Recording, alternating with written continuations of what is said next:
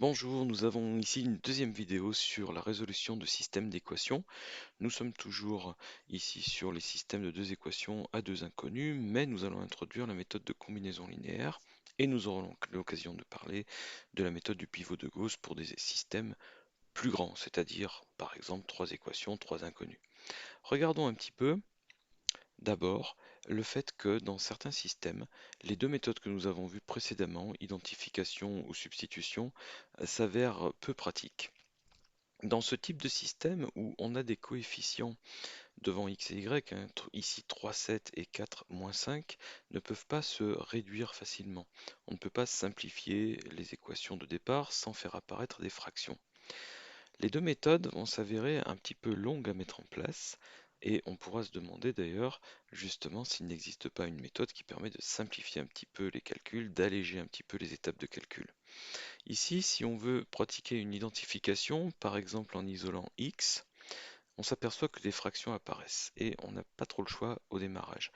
X égale 4 moins 7 tiers de y lorsqu'on simplifie entre guillemets la première équation, et dans la deuxième, pour obtenir x, il faut diviser par 4, donc on obtiendra x égale 5 quarts de y moins 11 quarts. L'identification consiste à écrire donc que ces deux expressions sont égales entre elles. Je vais conserver une des deux équations et donc écrire cette égalité sur la seconde. 4 moins 7 tiers de y est donc forcément égal à 5 quarts de y moins 11 quarts. Je n'ai pas envie de continuer à calculer les choses dans la deuxième équation avec des fractions, donc on peut espérer une simplification si on multiplie tout par 12, c'est-à-dire par 3 et par 4. La deuxième équation devenant à ce moment-là 48 moins 28y égale 15y moins 33. Je finis la résolution de la deuxième équation pour trouver la valeur de y. 81 égale 43y, donc y égale 81 sur 43. Je reporte la valeur de y au-dessus, x égale 4 moins 7 tiers de y, donc 4 moins 7 tiers de 81 sur 43. Je finis mes calculs en mettant tout sur 43, ce qui est possible parce que ici dans ce terme 81 se simplifie bien par 3, ça nous donne 27. Donc je vais avoir 7 fois 27 sur 43. Bon, je mets le nombre 4 sur 43 également. 172 sur 43 et je finis mon calcul. Ouf, x égale moins 17 sur 43. Bon, on voit que l'identification a fait apparaître de multiples fractions. On en a eu dans tous les sens. On a quand même fini le calcul, mais ça a été un peu laborieux. Qu'est-ce qui se serait passé avec la substitution sur le même système de départ? Eh bien, je n'aurais qu'à exprimer une inconnue en fonction du reste dans une des deux équations en conservant l'autre. Et j'ai choisi par exemple d'isoler x dans la première équation, 4 moins 7 tiers de y, que je reporte dans la seconde. La seconde devient donc 4 fois 4 moins 7 tiers de y moins 5y égale moins 11. Je dois néanmoins finir de résoudre cette deuxième équation pour trouver la valeur de y. Je développe. Je pourrais éventuellement tout multiplier par 3 pour simplifier un peu ma deuxième équation et ne plus avoir de fraction. Cette fois-ci, je décide néanmoins de conserver une fraction sur 3. Moins 28 tiers de y moins 5y va devenir moins 28 tiers de y moins 15 tiers de y. Je regroupe ça en 43 tiers de y et j'obtiens donc après une étape que 43 tiers de y doit être égal à 27. Donc ça vient tout simplement de moins 11 moins 16 qui va me donner donc 27. Enfin, moins 27, mais j'ai changé les signes. Bref, j'arrive finalement à trouver que y va être égal à 27 fois 3 sur 43, donc 81 sur 43. Et comme précédemment, je replace la valeur 81 sur 43 dans l'expression du haut, en lieu et place de y, pour finir le calcul de x. On a gagné une étape par rapport à la méthode d'identification, mais c'est resté relativement laborieux. Donc la question est, est-ce qu'on aurait pu brûler les premières étapes pour trouver plus facilement la valeur de y? Reste bien sûr à la remettre dans le calcul de x, ça on n'a pas le choix hein, pour terminer, mais quand même, est-ce qu'on aurait pu raccourcir le démarrage? Alors regardons ce qu'est déjà une combinaison linéaire. Par définition, une combinaison linéaire de deux objets A et B consiste à écrire le calcul P fois A plus Q fois B en choisissant P et Q réels, nombres réels. Par exemple, P égale 2, Q égale 5, 2A plus 5B, eh bien, c'est une combinaison linéaire de A et B. Pour le dire plus concrètement, si A représente baguette et B croissant, eh bien 2 baguettes plus 3 croissants est une combinaison linéaire de baguettes croissants. Donc voilà ce qu'on peut dire. Alors, qu'est-ce que ça vient faire dans un système d'équations? Eh bien, les objets A et B peuvent représenter nos deux équations du système. Et donc, dans un système, une combinaison linéaire de deux équations peut tout à fait remplacer une des deux équations. Le système restera pour autant le même que celui de départ. En tout cas, il aura les mêmes solutions. Donc on admettra ce fait-là, et ce qui est donc autorisé dans un système, c'est de remplacer une équation, par exemple l'équation A, par une combinaison linéaire de A avec les autres. Dans un système de deux équations, on n'a que deux équations A et B, donc on peut remplacer l'équation A par P fois A plus Q fois B, quel que soit P et Q. Le tout étant que P ne soit pas égal à 0 pour ne pas éliminer la mémoire, on va dire, de l'équation A. Alors, une infinité de choses sont autorisées dans un système par combinaison linéaire, donc une infinité de combinaisons linéaires, mais évidemment, il y en a certaines qui vont être utiles et pas d'autres. Qu'est-ce qui est utile finalement dans un système? C'est de créer une combinaison linéaire qui va simplifier une équation. C'est-à-dire que qui fait en sorte que P fois A plus Q fois B soit plus simple que A elle-même. Regardons ça dans un exemple. Pardon. Un exemple simple pour commencer. X moins Y égale 4, 4x plus 2y égale 10. Je vais conserver une des deux équations et remplacer l'autre par une combinaison des deux. L'équation que je choisis de conserver est la plus simple des deux. Ça me facilitera la tâche pour la fin de la résolution du système. Donc je vais conserver plutôt la première. Et par contre, je vais décider de remplacer la deuxième par une combinaison des deux.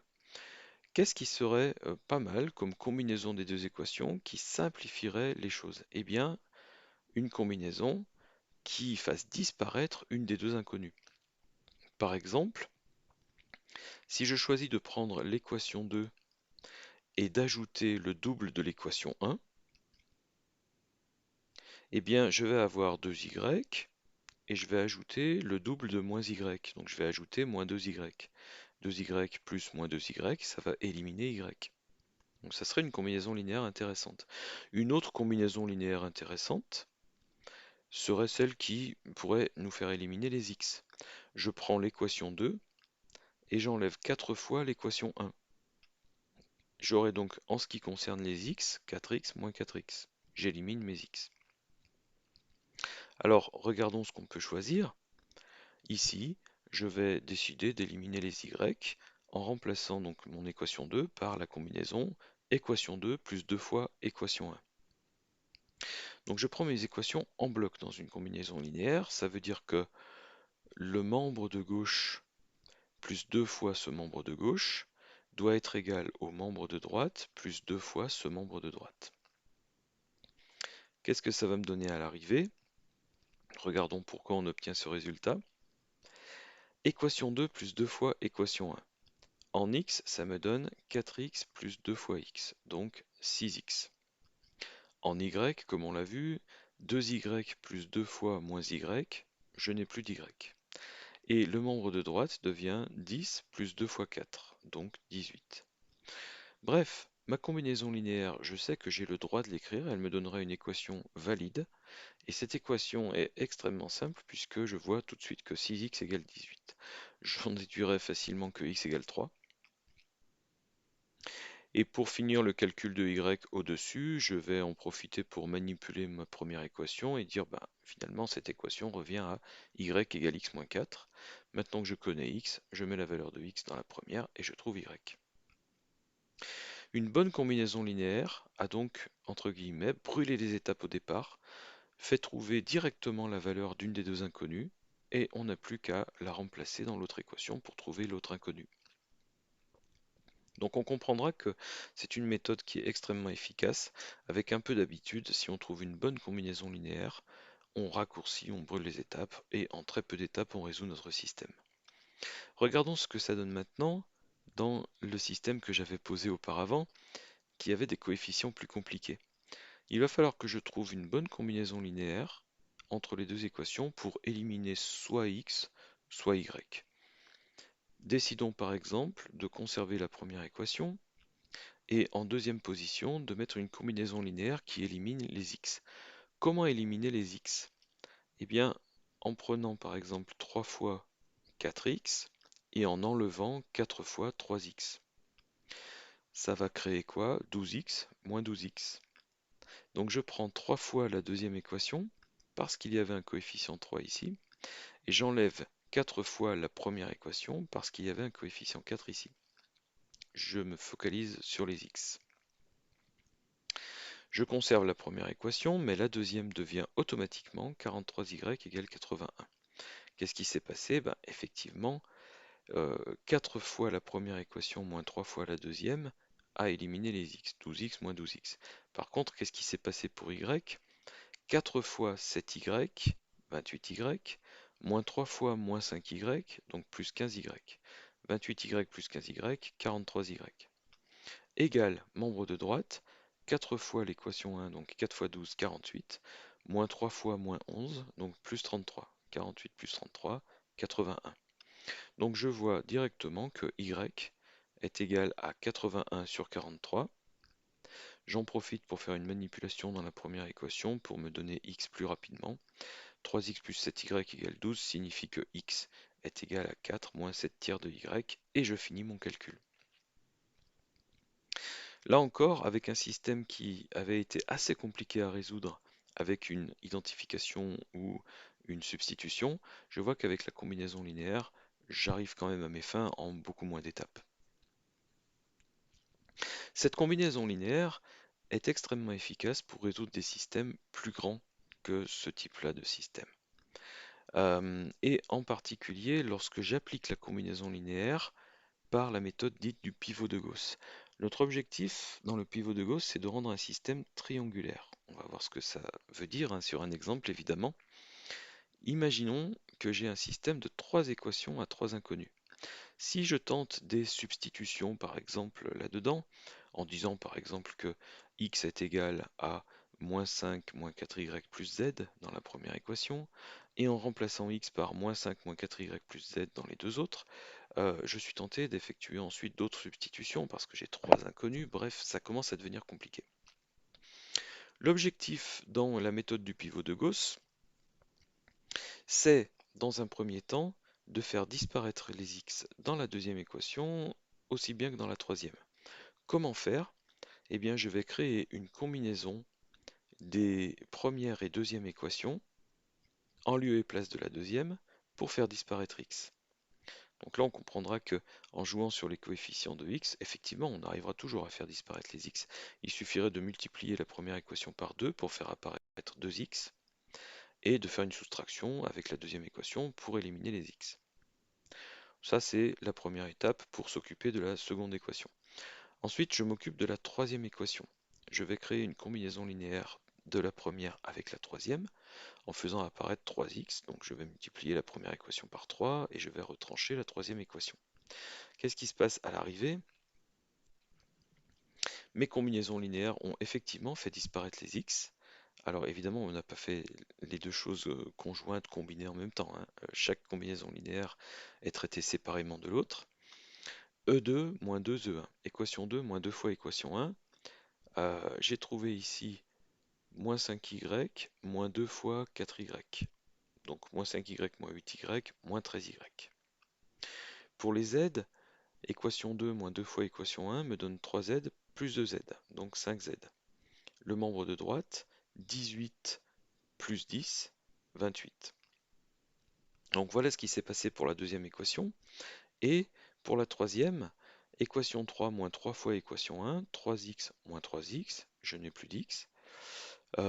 Moins 3y, moins y moins 3 fois 4y, donc moins y moins 12y, moins 13y. En z, z moins 3 fois moins z, donc z plus 3z, 4z. Et pour le terme constant, 10 moins 3 fois moins 5, donc 10 plus 15, 25. La première étape du pivot de Gauss est franchie. Je vais maintenant eh bien, en fait, conserver ma deuxième équation et remplacer la troisième par une combinaison des deuxième et troisième qui élimine y.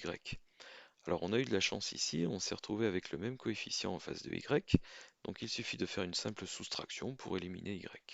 Bref, je vais prendre équation 2 moins équation 3, ou équation 3 moins équation 2, peu importe, ça va éliminer les y. Et équation 2 moins équation 3 me donne moins 13y moins 13y plus d'y, 5z moins 4z, z, 28 moins 25, 3. Alors, le vrai pivot de Gauss aurait imposé que dans la deuxième équation, on élimine le coefficient moins 13, c'est-à-dire qu'on divise tout par moins 13. Le petit souci est qu'une fraction serait apparue, et que cette fraction, il n'est pas nécessaire de la faire apparaître. Donc tout divisé par moins 13, ça nous aurait dit que y moins 5 treizièmes de z égale moins 28 treizièmes. Bon, c'était moins facile à manipuler pour la suite, donc on va faire ici, et c'est ce qu'on est en train de faire, un pivot de Gauss simplifié. Peu importe finalement si les coefficients des inconnus qui restent à gauche sont égaux à 1 ou pas.